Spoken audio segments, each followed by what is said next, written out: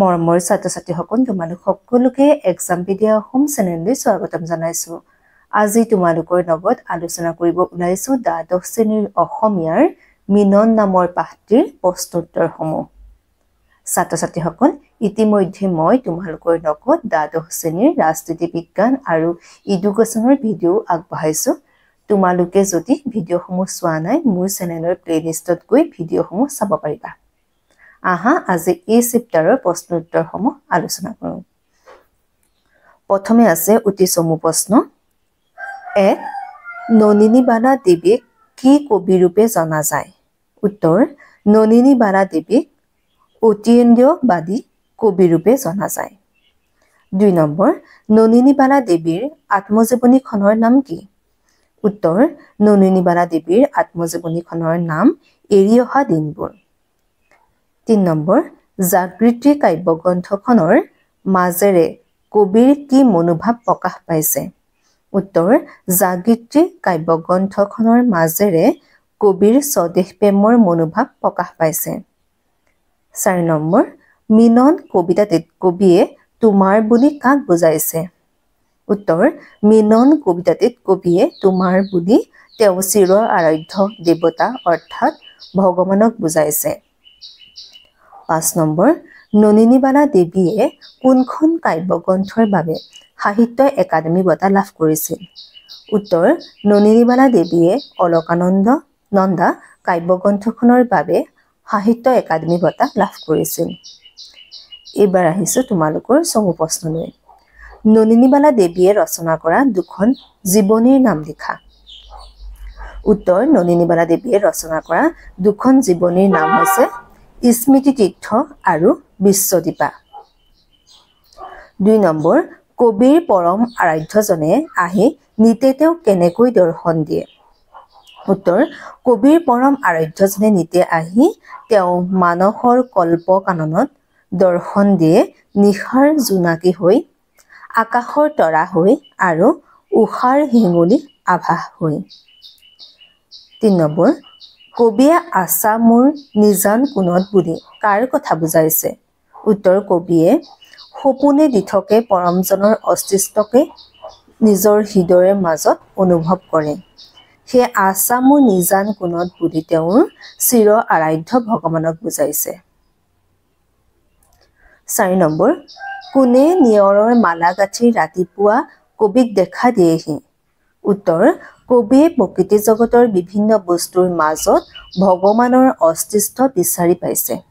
তেওঁ আৰাধ্য দেৱতা অৰ্থাৎ ভগৱানে উষাৰূপে সোণালী সাজ পিন্ধি নিয়ৰৰ মালা গাঁঠি ৰাতিপুৱা কবিক দেখা দিয়ে বুলি কৈছে। 5 নম্বৰ কুৱেশ্যনলৈ আহিছো। ভাগৰুৱা হৈ টোপনিৰ কোলাত থাকিলে কবিয়ে কাক দেখা পায়? উত্তৰ: কবিয়ে সপোনে দিঠকে দিনে নিশাই প্ৰতিটো ক্ষণতে পৰমজনৰ অস্তিত্বক হৃদয়ত লৈ ফুৰে। ভাগৰুৱা হৈ টোপনিৰ কোলাত থাকোঁতে তেওঁ মানস পটত সেই পৰমজন অৰ্থাৎ ভগৱানক দেখা পায়। এইবাৰ আহিছো তোমালোকৰ দীঘল প্ৰশ্নলৈ। 1. নলিনীবালা দেৱীৰ কবিতাসমূহৰ মাজেৰে মূলতঃ কি ভাৱধাৰা প্ৰকাশ পাইছে তোমাৰ পাঠটিৰ আধাৰত আলোচনা কৰা।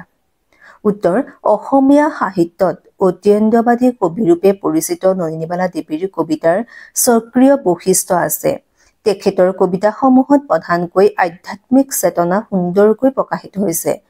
ভাৰতীয় ধৰ্ম, সংস্কৃতি আৰু দৰ্শনৰ প্ৰতি তেখেতৰ আছিল গভীৰ শ্ৰদ্ধা আৰু আনুগত্য।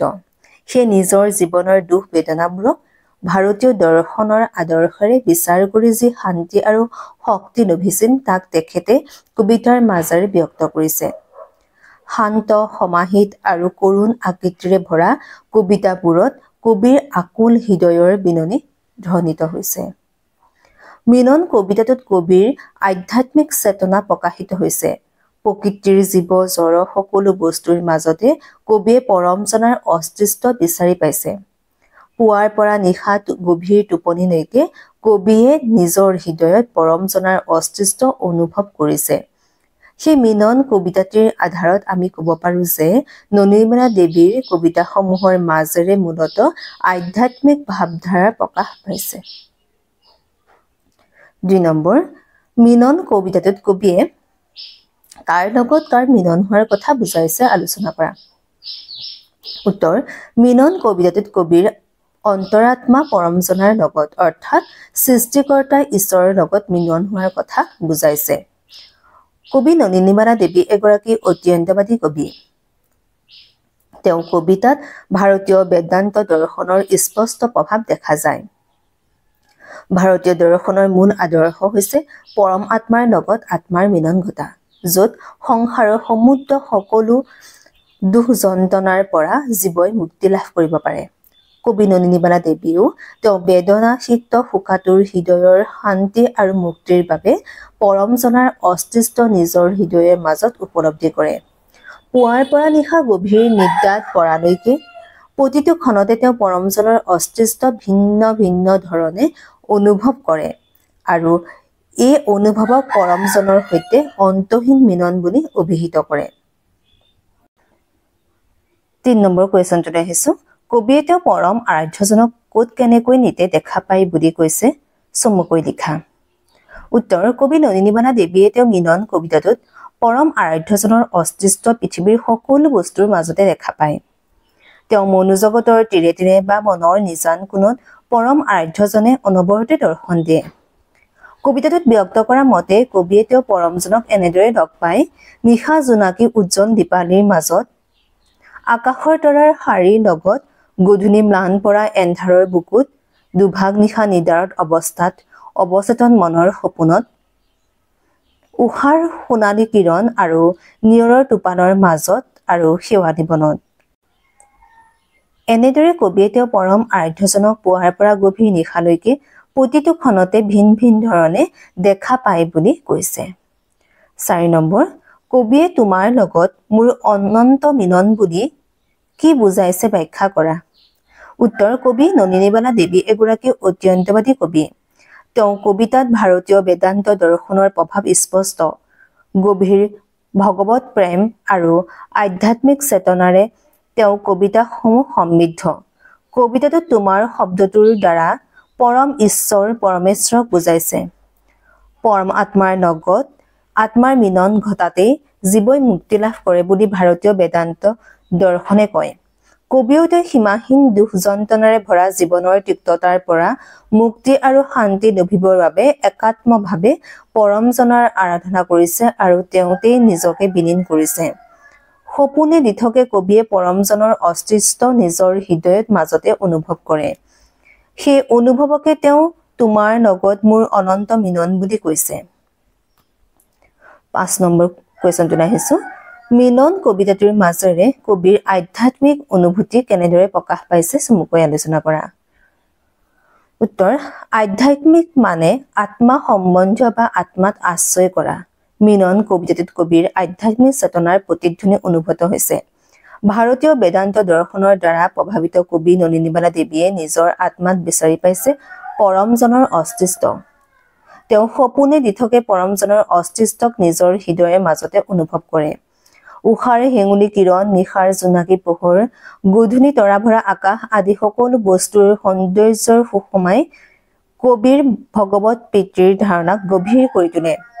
কবিতাটিৰ দ্বিতীয় স্তৱত লিখিছে, সপোন পাৰৰ তুমি প্ৰভু মোৰ আৰাধ্য পৰম, মানসৰ তীৰে তীৰে দিয়া আহি নিতে দৰ্শন। এনেদৰে কবিৰ আত্মা পুৱাৰ পৰা দুভাগ নিশালৈকে তেওঁ চিৰ আৰাধ্য প্ৰভু বা পৰম ঈশ্বৰৰ সৈতে একাত্মক হৈ পৰে। কবিতাটোৰ প্ৰথমৰ পৰা শেষলৈকে এক গভীৰ আধ্যাত্মিক সুৰ বিৰাজ কৰিছে। ছাত্ৰ ছাত্ৰীসকল, এইখিনি আছিল এই চেপ্টাৰৰ অন্তৰ্গত কুৱেশ্যন এনচাৰ। ভিডিঅ'টো চাই কেনে পালা? যদি ভাল পাইছা তেন্তে লাইক কৰিবা, কমেণ্ট কৰিবা আৰু নিজৰ বন্ধু বান্ধৱীসকলক যিমান পাৰা সিমান শ্বেয়াৰ কৰিবা, যাতে তেওঁলোকো উপকৃত হয়। লগতে মোৰ চেনেলটো ছাবস্ক্ৰাইব কৰি দিবলৈ নাপাহৰিবা। ধন্যবাদ।